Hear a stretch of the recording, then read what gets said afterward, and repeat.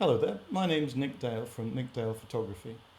When I was about 15 years old, I was very keen on photography, and I even told my mum that I was thinking about turning professional. At which point she said, well, you can always take it up later as a hobby. So that was that for 30 years. Fortunately, just a few years ago, I had an email from a random friend of a friend inviting me to climb Mount Kenya and go on safari. So I decided to go ahead, buy myself a camera, and I've never looked back. This is a selection of my images, my favourite images taken over the last few years from 2013 to 2021, and I've called it Predators and Prey because those are my favourite things. So the predator animals are going to be lions, tigers, and so on, and the prey animals are going to be elephants, topi, lots of things, particularly from Africa. I've gone about 250 safaris to Africa, so it's my favourite place. Anyway, see what you think. This is one of my favourite animals, the lion. They can be a little bit frustrating creatures because they sleep for about 20 to 22 hours a day, and they generally hunt at night. So you have to be very lucky to get a great photo of a lion. This was early one morning in Tanzania, and the light was perfect, but the lions obviously wanted to sleep in the shade rather than the sunshine, so I had to bide my time. Fortunately, eventually this particular male lion moved to the right spot and I was able to take a picture. Unfortunately, I had to do a little bit of work on it afterwards because there was lots of grass in the way and I had to sort out the background and so on. But I have no problem with doing that. I'm not a purist when it comes to wildlife photography. I'm happy to take out what doesn't belong and generally make the artwork as impressive as possible. The light is obviously a key element of a lot of pictures. You've basically got the subject, the background and the light, as Mark Carwadine once said. And assuming you can find the right subject and assuming you can find the right background, then the light is totally controllable. Yes, you can have a bit of bad luck, but generally you'll find the best light will always be at sunrise and sunset. Particularly in Africa, you get gorgeous dawns, gorgeous sunrises, gorgeous sunsets. You just have to make the most of it. This is in Tanzania again. This was a lion that I saw next to one of the pride's favourite trees for sharpening their claws. So that's what you can see in the hieroglyphics on the left there. And this was a scarred old brute, just having a bit of a quiet time for himself. This is what's known as a flamen response. So this lion wasn't actually roaring at me, he was just sniffing the breeze, if you like. He's got a special gland in his mouth which can actually sniff the scent of a lion or a lioness who's in heat. So it's a very important quality. Now, one of the joys about this particular part of the Serengeti is the kopjes, the rocky outcrops. It's just a different background again. You've got to do something different as a wildlife photographer, so the rocks are obviously a good start. You particularly get lions on them when it's the early morning maybe, there's a little bit of dew on the ground. Lions, like most cats, are a bit touchy about water, so if there's dew on the ground, it's a bit cold, then they like to go to a nice warm place where it's dry, like a rocky outcrop. And this is interesting just because of the background. You can see that there's lots of charred grass. This is actually one of the things that makes wilderness not quite so wild. They actually manage the grassland. They burn it off every now and again to encourage new growth, to encourage the great migration animals to visit. So it's not quite as wild as you might imagine. But I love the palette, all those old gold colours. And this is one of those lucky moments. I think this is a shot of a lifetime. This is never going to happen again. They tell you at school that all the lionesses do all the work when it comes to hunting, but in fact that's not quite true. So more than half male lions are not actually in prides, so obviously they have to do it themselves, working nomadically or maybe in a coalition like these three. In fact, there were 4 lions against this poor buffalo, and we came across the scene I always remember it. The guide was just scanning the horizon. He parked the jeep, and he suddenly turned around to me and said, "Look, I can just see a lion. It's fighting with a buffalo." So I said, "Well, take us there." And then he slammed his foot on the accelerator and gave us the ride of the life when going over about 200 yards of very bumpy ground.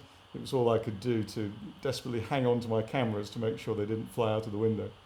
But when we got there, we had about 10 or 15 minutes of just the most sensational action. We were only about 10 or 15 yards away, and first of all, one lion was trying to take the buffalo down, but it was too much for him.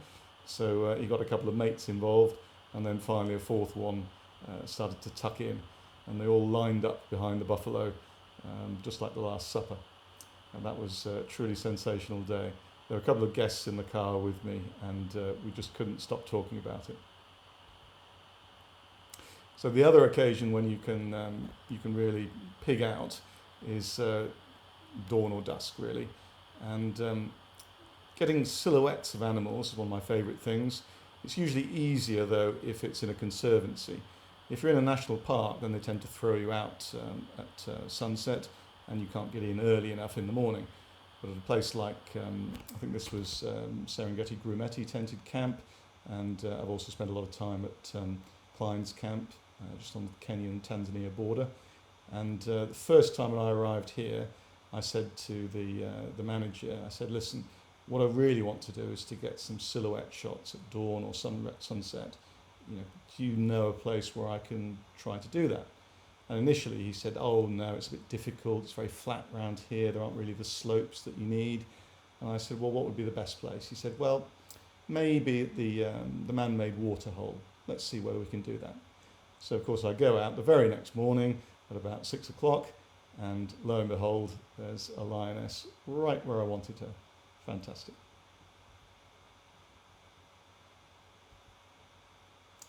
Now, sometimes lions play fight as well. It might be cubs or it might be grown-ups. These are a couple of lionesses that are just play fighting. But I always think is that there's a bit of a dark side to the playing, because it's all preparation for hunting. So particularly when the cubs hunt, when the cubs play rather, it's all about making preparations for when they grow up and start having to kill prey. So there's a little bit of a dark side to it, but obviously it's important. They need to know how to do it, and what better way than to jump on their siblings. This is obviously how cubs arrive in the world.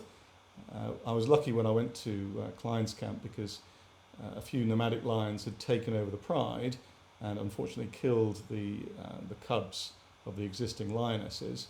And what happens then is that obviously the cubs aren't there to grow up and dilute the new lion's gene pool, but also the lionesses come on heat, which means they can mate with them and create their own genetic line. So while I was there, in about 3 months, I think I saw 29 lion matings. And this is the moment that you want. So you want the growling, the howling, the squawking, the scratching, the slapping, the fighting that comes after mating. So the mating itself is a little bit dull, but afterwards, when the male withdraws, it's a little bit painful for the female, so she often snarls and slaps him or something. And the trick is to be there in the right spot to capture that on film. And fortunately on this occasion I managed to do it. And this is again another occasion when lioness didn't take kindly to the male's attentions. This is obviously the result. I was down at Serenera for this in Tanzania, and the joy of it was that 2 lionesses had actually had 4 cubs each, literally on successive days. And because they were sisters, they ended up suckling all the cubs, willy-nilly. So it didn't matter who the mother was or who the cub was. And in this particular case, I think there were about 7 or 8 cubs all bundling on top of one of the lionesses. Fantastic, very cute. Now this is probably the longest walk I've ever seen. It was a lioness with her cub who got separated somehow from the pride, and she was trying to find them. So we spent about 2 hours from dawn, in fact from before dawn onwards, just following them to see whether they would be reunited.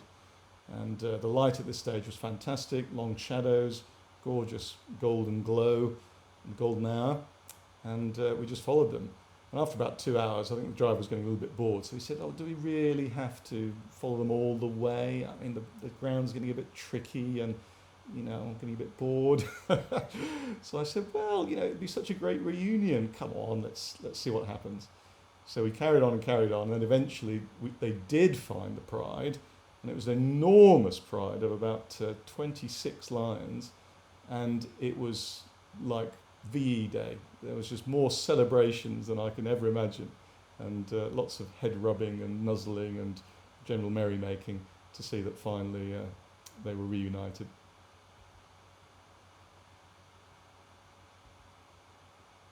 And cubs are always fun. Lots of interaction with parents. In this case, mum. They're just like kids, really. Stop it, mum. They get annoyed with mum. Mums are embarrassing. Doesn't really matter what species you are. And this was quite cute. I was lucky enough to be able to lie down. The parents were away, so the mice were playing, and I was able to lie down about literally 5 or 10 yards away from this one. Again, more play fighting with a purpose. Now, lions, like other cats, do climb trees. I think at Lake Manyara they claim that they have the tree-climbing lions. That's nonsense. All lions climb trees. This was in the Serengeti. And the only problem for this poor lion cub was that it was just a bit too steep, and it couldn't really climb very high.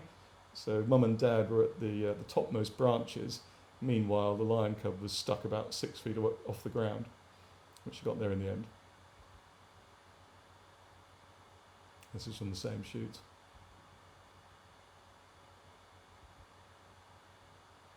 And yes, it's always nice to catch lions doing something as opposed to just sleeping.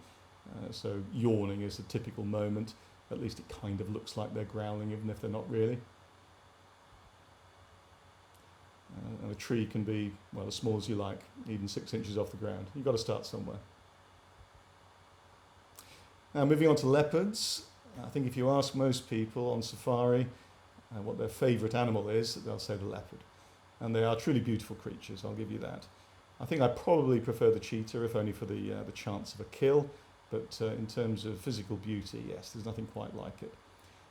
This leopard reminded me of the Manet painting Olympia, just in her pose and her shameless look. So that's why the caption is there.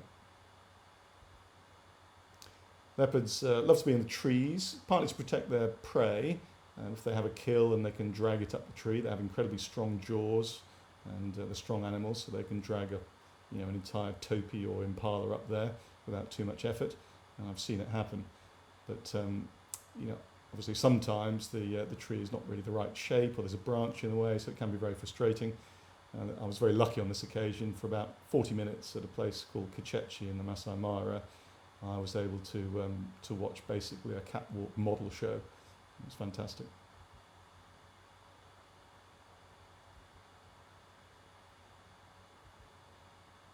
And these were all from that same day.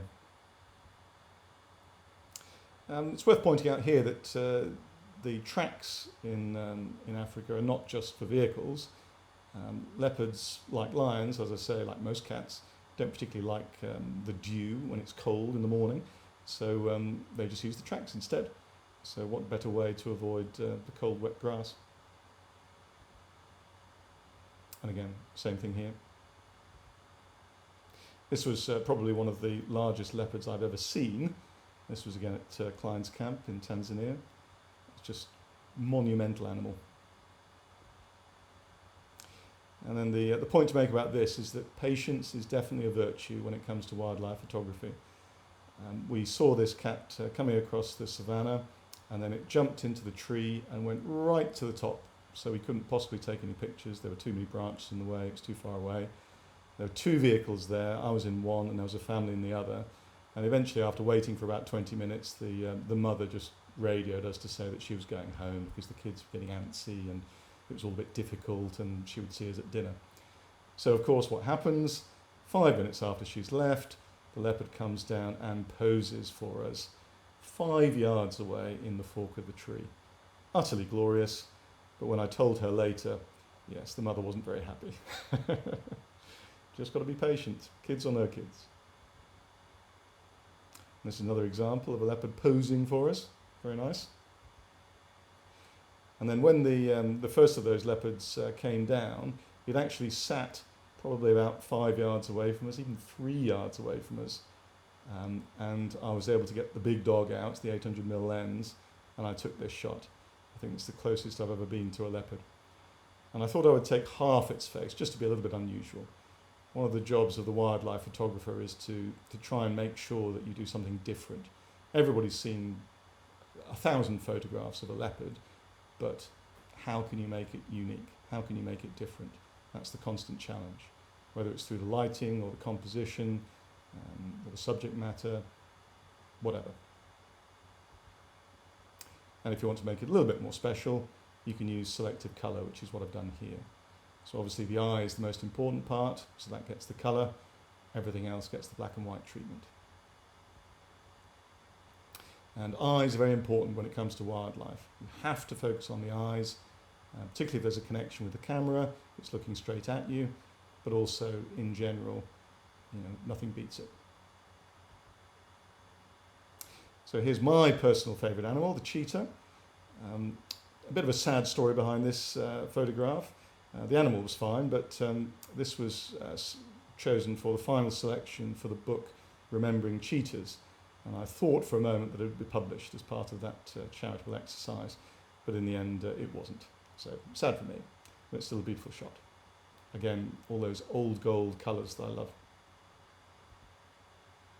And cheetah cubs are a lot of fun. They're always playing, always doing something, either play fighting or climbing a tree, or in this case, just playing in a culvert underneath a road. We stopped for about 2 hours to watch this. Now, it's worth talking about this in a bit more detail. This is what we call a slow pan. I learned it from Paul Goldstein, who's a wildlife photographer, who's guided me on various trips to Africa, India and Svalbard for the polar bears. And it was in fact there that I learned the technique. I took 1,504 pictures and I ended up keeping 4. So it's very tricky, but the point of it is to use a slow shutter speed and panning across with the animal to get the head or the eyes sharp, but then the legs or the wings, if you're doing a bird, a little bit blurred, and crucially to separate the subject from the background by blurring the background. As I say, it's not easy, but if you're looking for a sense of urgency, of motion, of energy in your action shots, then there's nothing better. And this is another example without the vehicle in the background. Now, of course, if the cheetahs are just sitting there doing nothing, then you can't really take action shots, so you have to take portraits. And the important thing is to make sure that your background complements the subject. And that generally means no distractions. So in this case, gorgeous colours. It's basically like a watercolour wash on the background. And that's what you want. So your eyes are not distracted by any trees or bushes or branches or puddles or anything like that.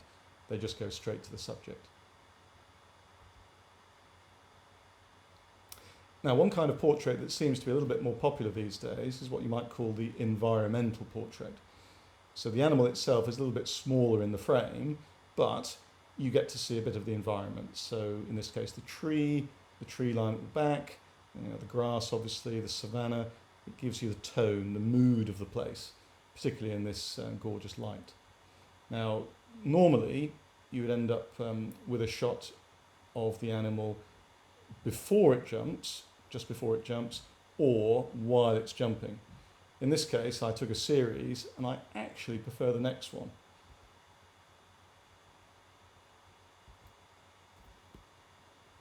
What do you think?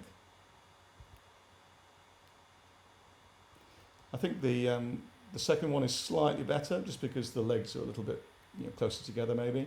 But hey, it's a personal decision. Now, the next thing to focus on is the kill. Now, I realise that some people get a bit squeamish about kills, but at the end of the day, I just love it. There's nothing more exciting than seeing a kill. Now, I've seen maybe 6 cheetah kills, the lion kill that I showed you earlier, and they're just some of the most exciting moments you'll ever see, certainly when it comes to wildlife. This was my very first one. When I took this shot, I'd been on safari 5 times and I'd never seen a kill, so I was getting a bit depressed, a bit frustrated. But fortunately, I was on a safari with Paul Goldstein at Kichetchi, and he managed to manufacture 5 cheetah kills in a week. That was sensational. Now, I took a burst for this one of about 20-25 shots, and in the end, I only got 1. And you can tell that I screwed up with this one because I was trying to focus on the cheetah, but instead I ended up focusing on the gazelle. So I wasn't best pleased with myself, but at least the photo turned out all right, with a little bit of editing. And the joy of that trip as well was that a couple of the kills involved the cubs, and that was just great because the cheetah caught the scrub hare in this case and then released it so that its cubs could practice hunting. It was Hunting Academy 101, if you like.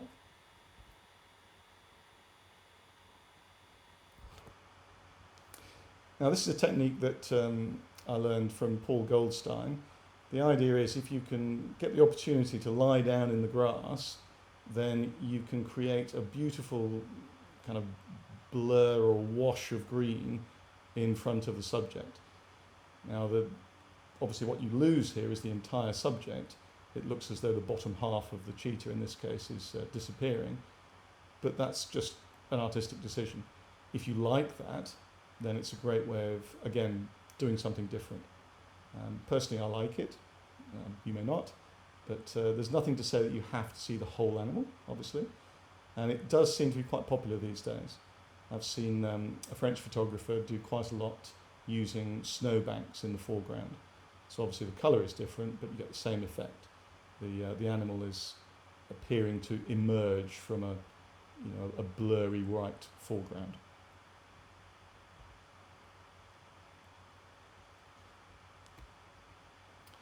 This is another version, this time the mother with her cub.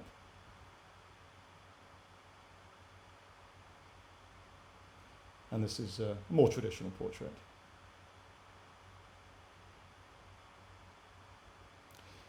Now, I was lucky in this case because I didn't have a wide-angle lens with me when I went on my last trip to Kichetchi. Paul Goldstein was horrified by this. But in fact, I don't tend to take that many wide-angle shots, so I thought I was all right. I like to pack light anyway.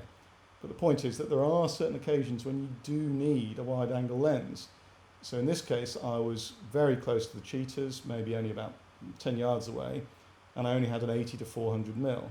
Now this was taken just about at the limit, so it was 83 millimeters or something, and I just about managed to squeeze them in. But if you have a slightly larger subject, or you're even closer, then you can always use a genuine wide-angle lens, something in the range of 18 to 35 millimeters.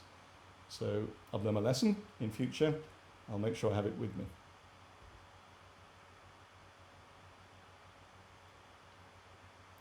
And of course, the other way of doing it is to go long. So this was taken with my 800mm lens, and the joy of that is that you can fill the frame to your heart's content. I think these cheetah cubs were only about 3 weeks old, so very, very young. Very shy. You have to be very careful moving around the vehicle, not make any noise, make sure you don't disturb them. But if they get accustomed to you, then you can get portraits like this.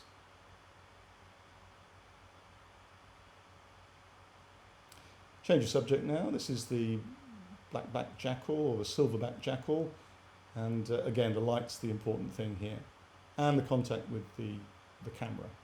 When you get animals looking straight at camera, there's some kind of connection that's made. Obviously in real life it's slightly more impressive, but I think David Yarrow uses this in a lot of his shots. He wants the animal to make a connection with the viewer.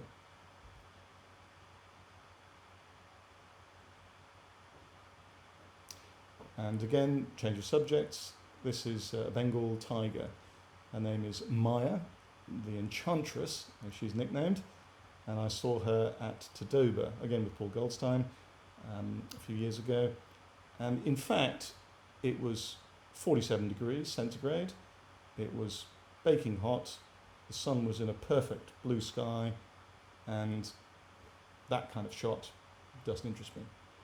So I happened to overhear Paul talking about the advisability of slightly underexposing, just to make sure you didn't blow out the highlights, because there were a few white patches on the chest and on the head of the tiger.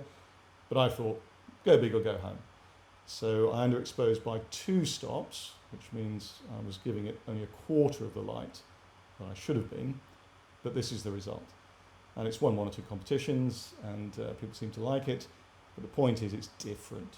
It looks almost as though the tiger is in a cave with a shaft of light illuminating it. And I did another version as well, more in profile, and again this one's won a couple of competitions.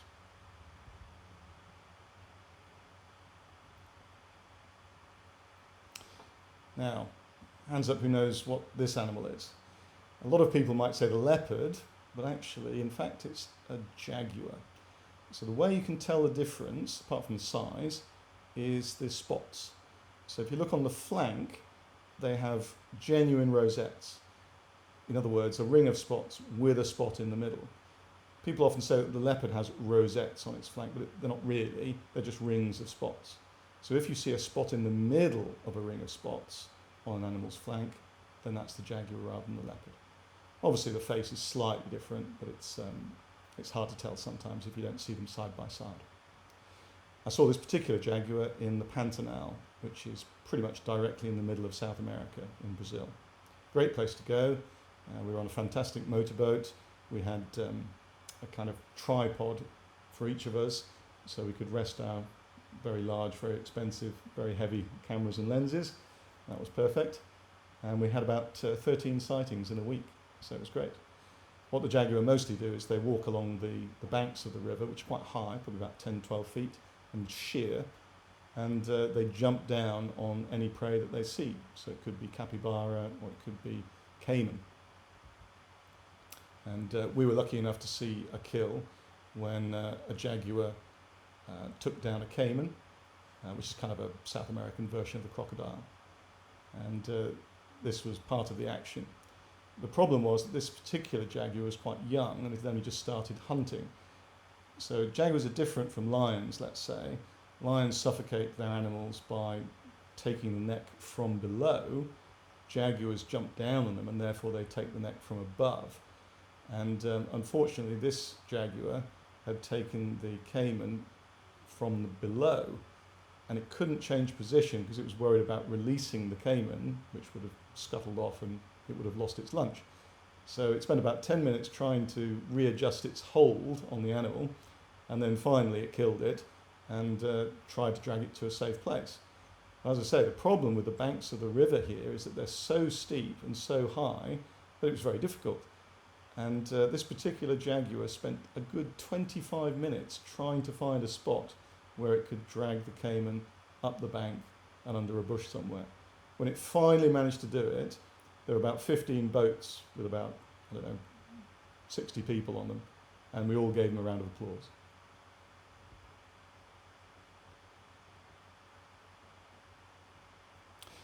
Now, this was the Svalbard expedition I mentioned earlier with Paul Goldstein. The expedition was a success. We saw lots of polar bears, I think maybe 13, 15 polar bears. The only problem was that they were always a little bit far away. And I think I had a Sigma or a Tamron lens at that stage, and it was 500mm, but it was always a little bit outside my range.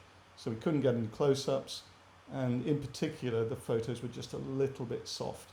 Now, I love sharpness in my photographs. I remember one particular shoot with a female and her 2 cubs.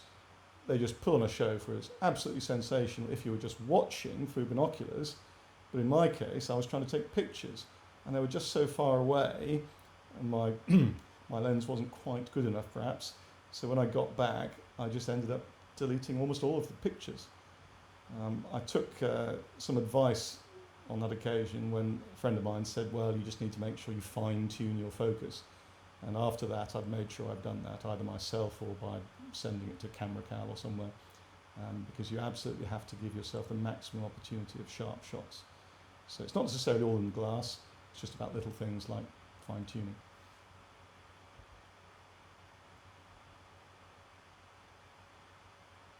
Speaking of bears, this was a brown bear rather than a polar bear that I saw at Brooks Falls in Alaska. Now, I've wanted to go to Brooks Falls ever since I met the mother of a friend of mine who lived in Golders Green. I was a bit early, so I was just left chatting with her, and I said politely, "Been anywhere nice on holiday recently?" And she said, "Well, actually, I've just come back from watching the bears catch salmon in Alaska." So I thought, right, that'll teach me. But in fact, this is a great place to go for wildlife photography. One of the, definitely the top 3 or 4 places to go in the world. If you love wildlife action shots, this is the place to go. I was there for a week, and I only managed to take 2 shots of a bear with its mouth open with a salmon actually in midair. And the second one I took was probably the best shot I've ever taken. But as I say, it took a week to do it. So it does reward patience, as you might say. And that was it.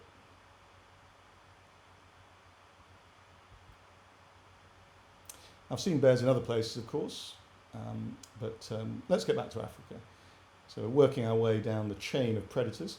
Now this is the hyena, which some might think of as a scavenger, but in fact it makes more kills than lions in Africa. You might find that surprising, but they hunt as well as scavenging. So an awful lot of times they would hunt together with a pack, and it'd be the females that take charge. And this hyena obviously has a kill and wants to guard it from its other hyena friends.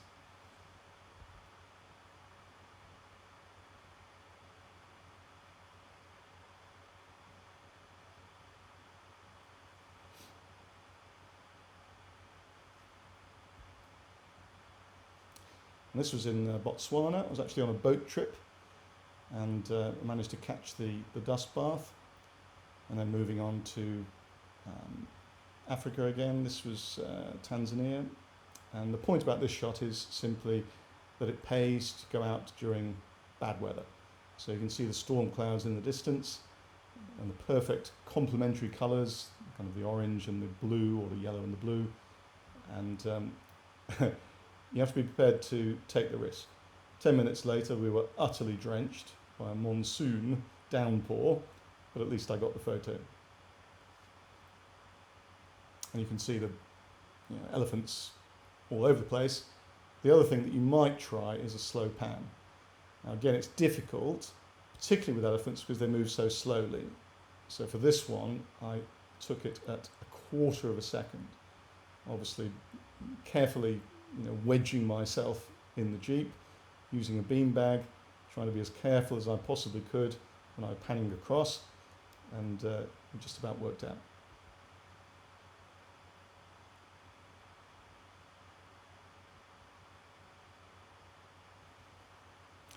Elephants probably not my favourite subjects, but if you can make them somehow different, then it's worthwhile, and the slow pan is always a good way of doing that.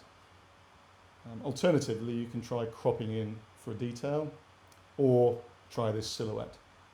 Silhouettes are always good, particularly in conservancies, as I say, and particularly when it's sunset, as it was here. And they're obviously quite cute when you get baby elephants. They actually play in the mud for a purpose. They tend to get sunburned, and they also get attacked by lots of ticks and midges and insects. So by plastering on a mud pack, then they can keep themselves safe and healthy.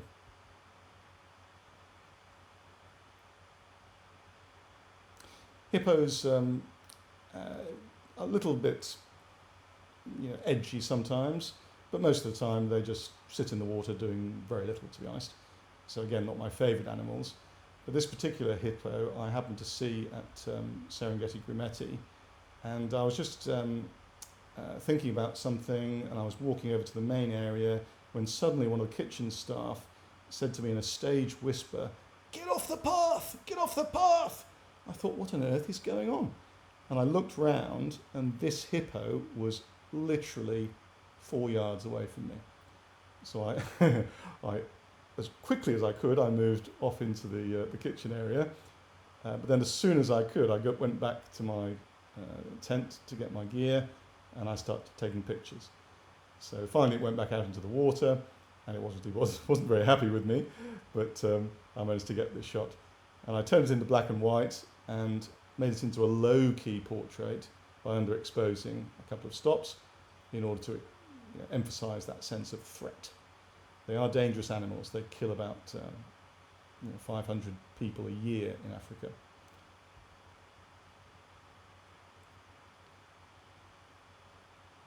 So it's worth staying away from them.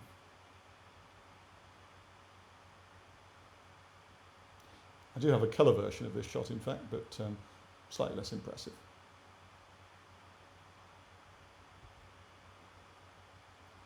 Another version of the hippo, and this is the Cape buffalo. So again, speaking of low-key shots, this is something you can do particularly with animals that are quite dark. Buffalo has a dark hide, so you can do it very easily. And you just need the right light. You need a few highlights, so you can see the eyes, let's say. You've got catch lights in the eyes here, but it works quite well. So again, don't feel as though you have to expose everything perfectly. You get a much more dramatic or threatening or menacing image from underexposing it. And again, particularly with Cape buffalo, they are quite dangerous. They tend to be quite grumpy, and that's why they're one of the big five, because they pose such a threat to the early hunters. But they don't really do much most of the time. So it's nice to be able to create a good shot with a bit of imagination.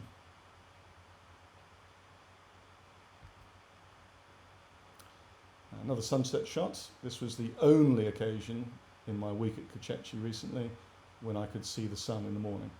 It's very sad in a way, but it was a perfect morning. It was very foggy.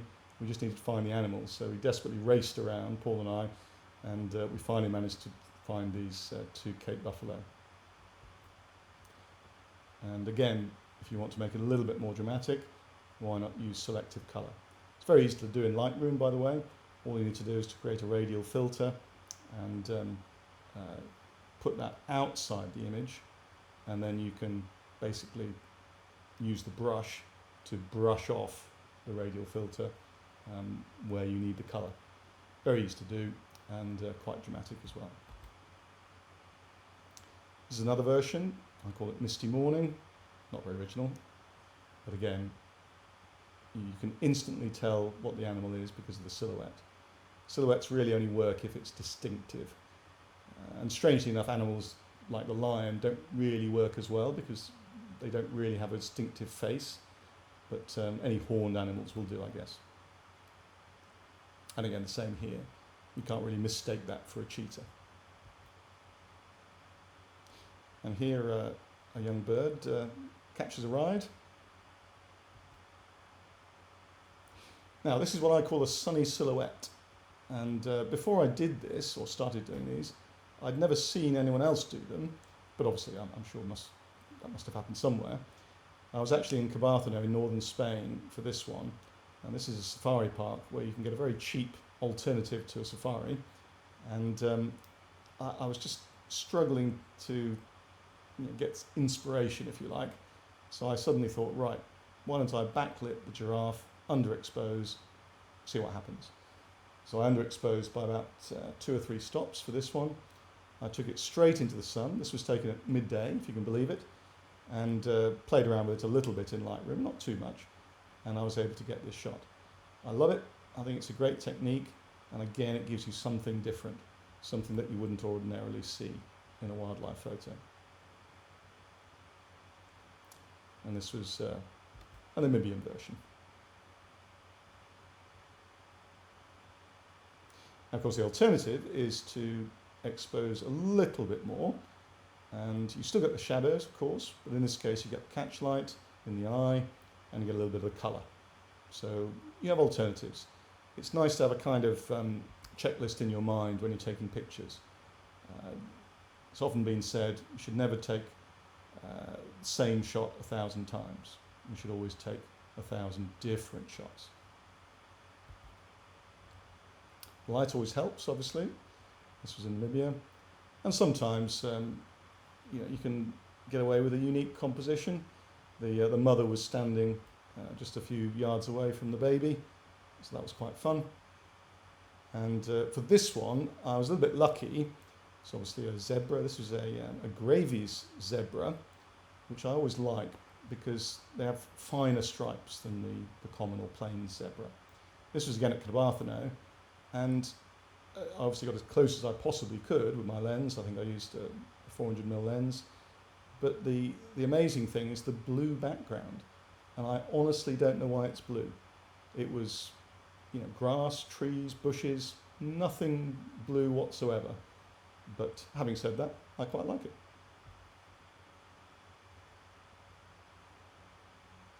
Just be careful, by the way, when you're taking pictures of reflections, you don't want to see yourself in the eye. So I had to remove the reflection from the zebra's eye afterwards in post-processing. Another zebra for you. Another zebra for you.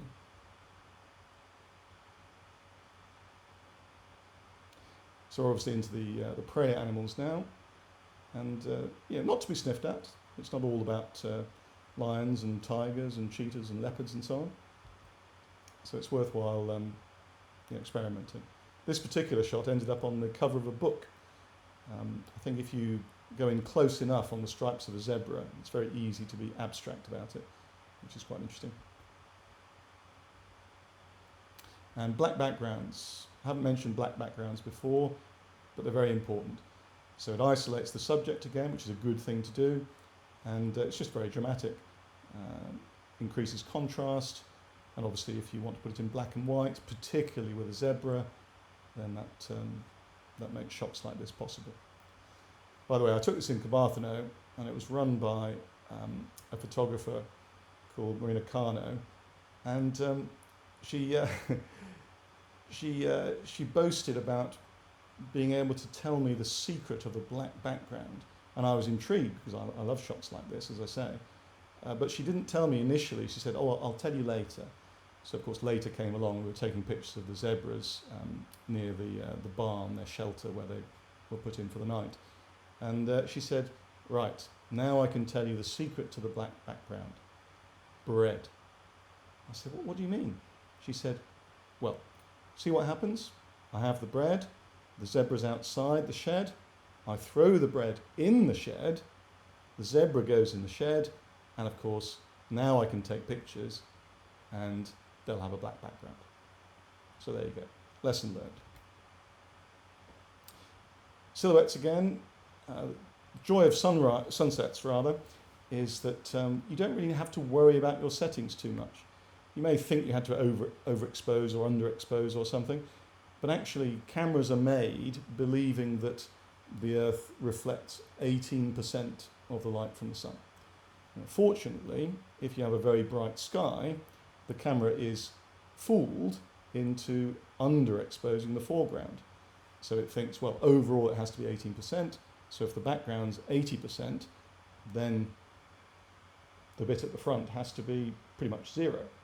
So that's why it's dead easy to take pictures of silhouettes on the horizon at sunset.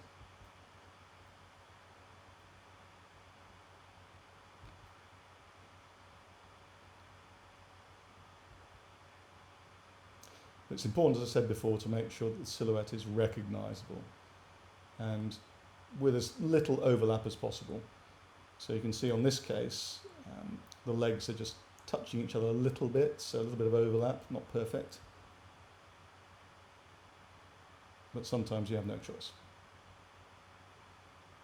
This one I call the bat single, by the way, because of the shape of the horns. I thought that was just a little bit similar to the bat single when it's projected against the clouds. These are all blue wildebeest, by the way, or white bearded wildebeest, they're the same animal. But as soon as you have sunset colours, they stand out very well. This is another slow pan, obviously, another wildebeest, and I took it, I think, at about 1/60th of a second.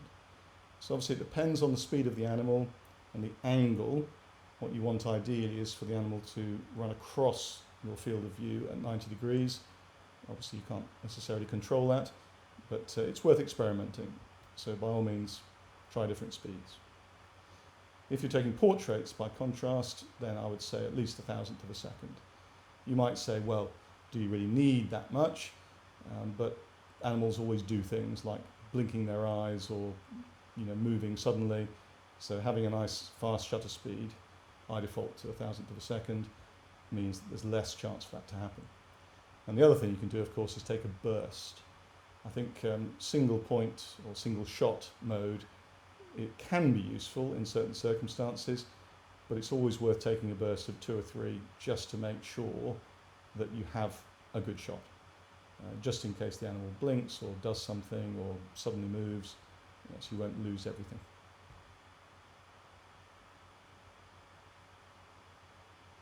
This is a common impala, and I was struck by the length of his horns, quite impressive. Now this is another slow pan. If you want to get arty about it, and you don't mind blurring the animal's eye or head, it's perfectly possible. I think this one was at maybe 1/4 of a second, which is extremely slow. But if you like that kind of thing, well, fair enough. Just make sure you don't crop the shadow. Got to get the whole thing in. This is a topee. Again, sunrise, sunset, very distinctive silhouettes. And on this particular occasion, this was the same foggy morning when I saw the Cape buffalo at sunrise. Absolutely glorious. I've only ever been out twice, I think, on a really misty morning in Africa, but it's been fantastic both times. Another sunny silhouette. This is an olive baboon. A vervet monkey, watching me have my lunch.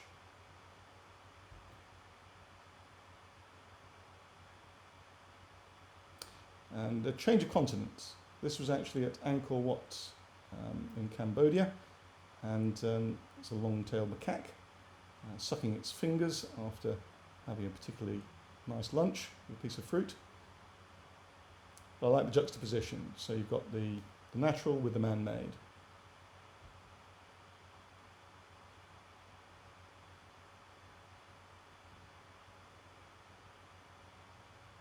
I spent 2 or 3 days, I think, at Angkor Wat, and probably wasn't as impressive as I thought it would be. It's quite old, so it's in ruin most of the time. But I guess they did use it for the Angelina Jolie movie, so it had that going for it. More long-tailed macaques, this time in Vietnam. A little bit of framing here. You notice the bamboo pole and the trunks of the tree. Just force your attention onto the face of the animal. And again, you can see the dominant eyes, that connection with the viewer.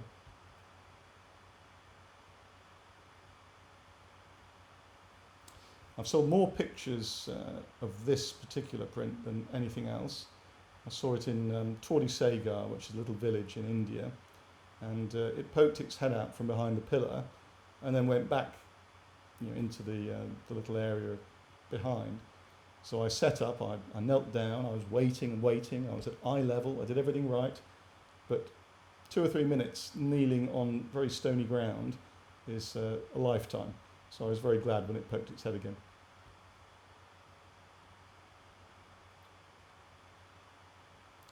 It's fairly typical of India.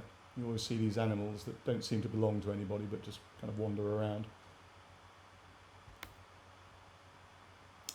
This is a this is a Kirk's Dick. Very sweet little animals, very cute. Again, framing. Look at the ring of grass and bushes and leaves around the animal. One of the smallest antelopes. And I've called this golden eye because of the golden eye, of course. And moments like this when you appreciate having a 1000mm lens. My 800mm lens has a 1.25 converter, so I was really close in this. I didn't have to crop this at all. And I just love the eye. Fantastic colours.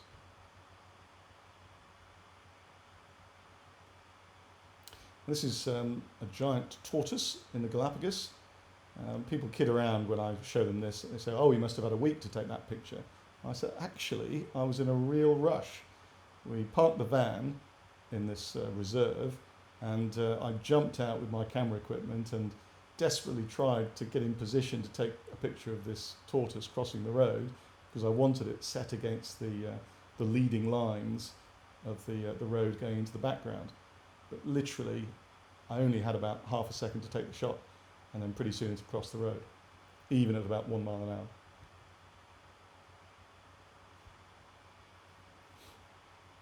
Now, this was the great joy of the Galapagos. I discovered the Sally Lightfoot crab, or the red rock crab. I didn't realise there were such things, but they were glorious, so colourful, and the red rock, in this case, literally the red rock, complements it very nicely. You might notice it's missing a leg, which is rather unfortunate, but there we are.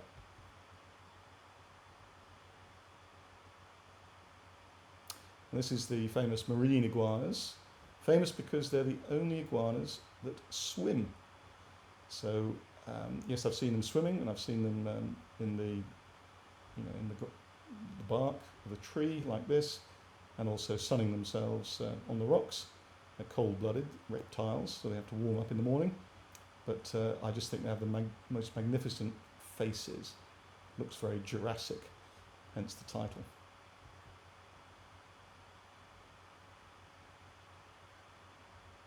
These are Antarctic fur seals. So these are the animals that people used to club to death for their pelts. Rather shameful, but fortunately there are still a few left. I saw this when I went down to the Antarctic Peninsula, the Falklands and South Georgia. If you love seals and penguins, it's definitely a place to go.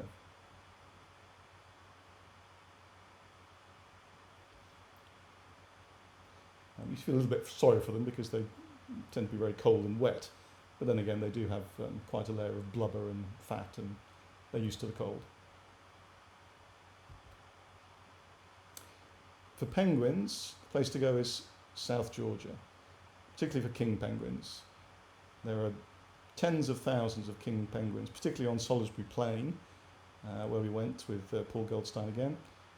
This was particularly entertaining because I'm positive that these king penguins thought this rock was their egg, because they spent about 10 or 15 minutes looking at it, pecking it, trying to pick it up. I'm sure it was a male and a female mating pair, and then eventually, as you can see, I'm sure the man just said, "Come on, darling, it's just a rock," or something to that effect.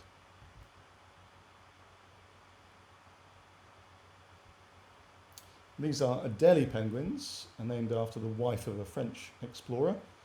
I was literally sitting on the beach about 10 yards away from these creatures, and they were jumping from the ice floe into the water, and then suddenly the leader of the pack decided to jump across to another ice floe that had just floated across. I've sold this image nearly 2,500 times. It's my top seller ever. Obviously people love jumping penguins.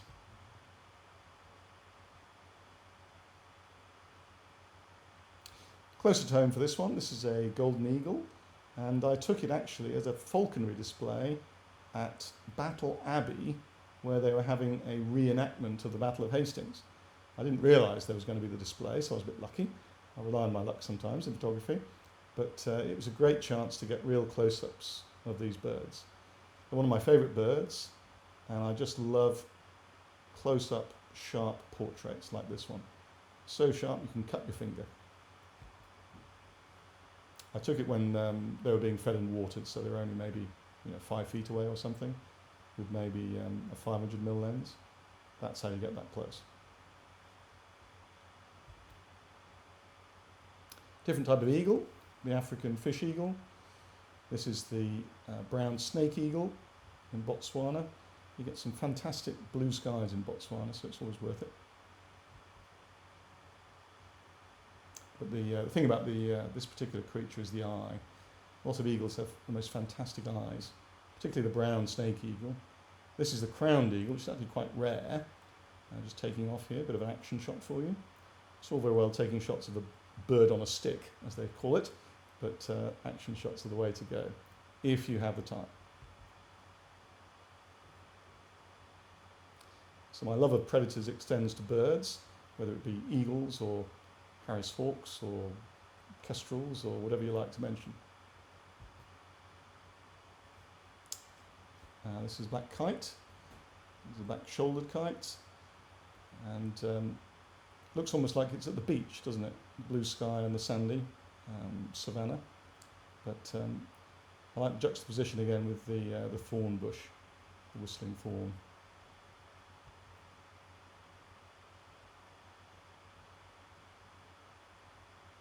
Again, they have the most amazing eyes, this incredibly intense red. A grey kestrel. And this is a baby spotted owlet. I saw it when I was actually on a tiger safari, and it was quite late. It was about 7:30 in the evening after sunset, so I was lucky enough to get a shot. And we spent about 5 minutes, 10 minutes taking pictures. Never woke up.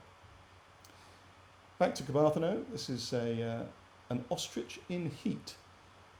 Not really in heat, but it's actually a male, but the pink colour shows the presence of testosterone. So it's a randy male, if you like. And notice the catch light again. Another male ostrich, this time in Tanzania, Klein's Camp. Again, I love the backlighting, rim lighting. It just makes it really.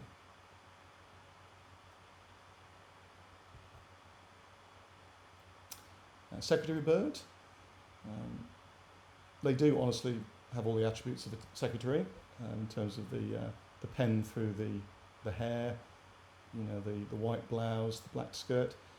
But actually they weren't named after secretaries, they were named after Serpentarius, Latin word, got corrupted. I think there's an Arabic version of that word closer to secretary, so that's why it was used. And this is a Chilean flamingo. And this is a great egret. Pardon the pun, gloom wader. Couldn't resist that one.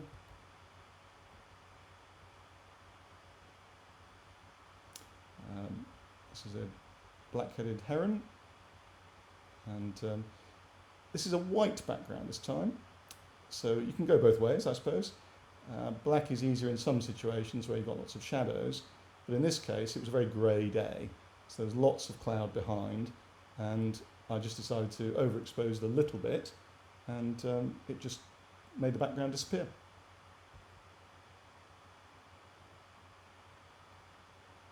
I've got a black and white version of that as well, which is very similar. I think I prefer the washed out colour of this one. White-faced whistling ducks.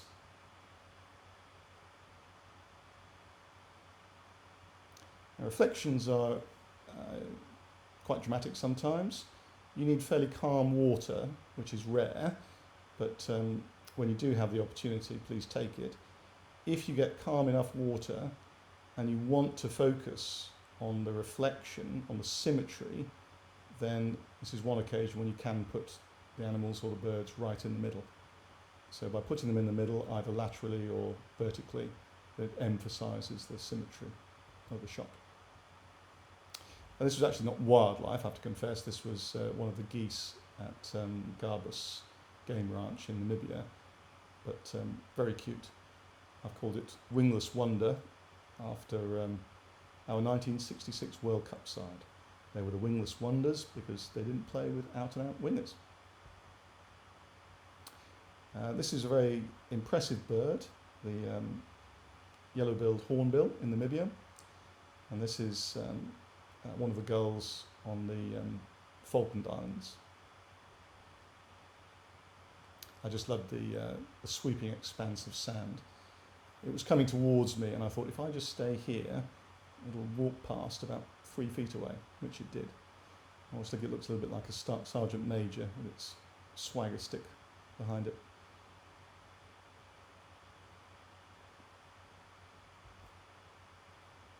It's It's one of my all-time favourites, the LBR, lilac-breasted roller.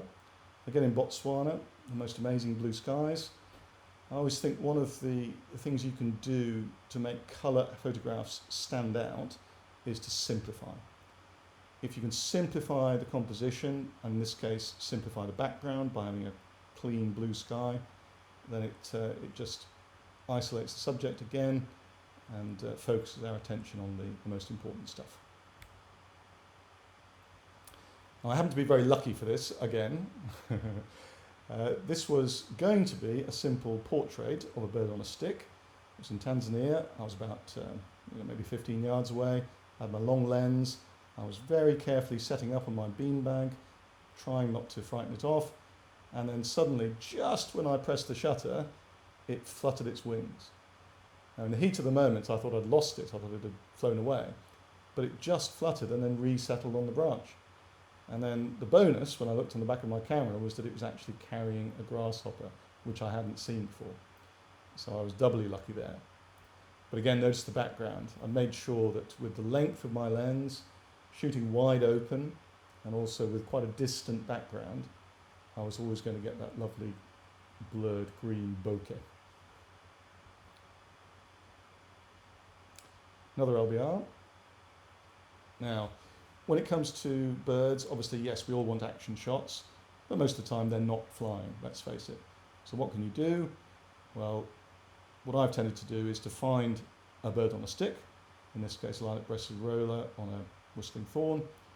There are lots of these birds on dead branches or dead trees by the side of roads or tracks in the bush.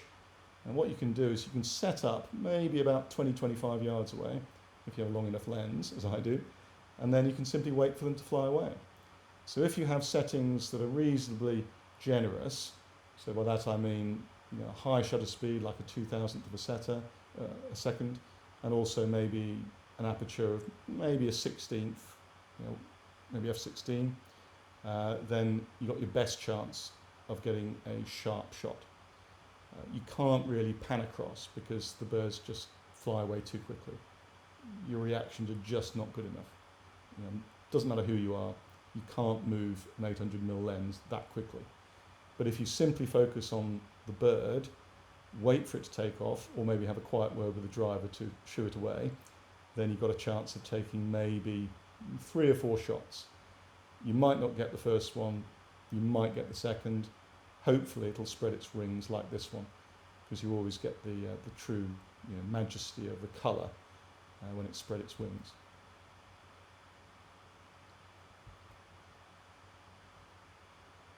Malachite kingfisher, always beautiful as well. So called because of the green on its head rather than the blue on its feathers. But this was actually on the boat trip, the same boat trip where I took a picture of the elephant giving itself a dust bath. And the guide actually cut the motor as we approached this bird, and so we drifted towards it, and I was madly taking pictures with my 400mm lens until finally it flew off, and I just hadn't realised how close we were. So when I lowered my camera, it turned out I was only about 3 foot from the bird. Just amazing, because they're actually only about 6 inches high in real life. Now this is a Zitting cysticola, which I would never have known but for a couple of very kind birding guests who spent the morning with me once, explaining all the Latin names of various birds and introducing me to species I'd never come across before. But again, look at the background. Not only is it nice and blurred, washed out, but it's also in keeping with the plumage of the bird. Now, I'm not saying I deserve much credit for that, it just happened to be the way it was. But it's always worth looking out for these things. I like this malachite kingfisher just because of the luminous beak. But here's another one of my favourites. This is the European bee-eater. Beautiful plumage, just beautiful. I remember the scene. In fact, I remember the scene for almost all these shots because they make a big impression. And on this occasion, I was coming down a hill in Tanzania at Klein's Camp, and I suddenly saw this bird on a branch that was over the track about 10 yards away. I tapped the driver on the shoulder, asked him to stop, and miraculously the bird just stayed there. So I could take this portrait. Very, very lucky. But again, it only takes one. Yes. I've taken lots of pictures of bee eaters over the years. The good thing about them is that they tend to come back to the same perch. So this was at Kachechi with Paul Goldstein again. I hadn't had a great trip, to be honest, apart from the shots of the buffalo in the mist in the morning. I hadn't taken many great pictures. So I was lucky when Paul saw these bee eaters, and we spent about 20 minutes, half an hour, taking lots of action shots. And this one was the highlight. Again, more by luck than judgment, but I was taking a regular portrait, but it was quite far away, and I was using my 800mm lens, and it was only when I later looked at the picture I realised that it was just perfect timing. Look at that fly, perfectly centred in between the two parts of the bird's beak. Just amazing. And that's won a competition recently. Again, more by luck than judgment. And there we are. Thank you very much for watching. It's been my pleasure as well. If you'd like any more information about Nickdale photography, please go to my website, www.nickdalephotography.com. Thanks very much.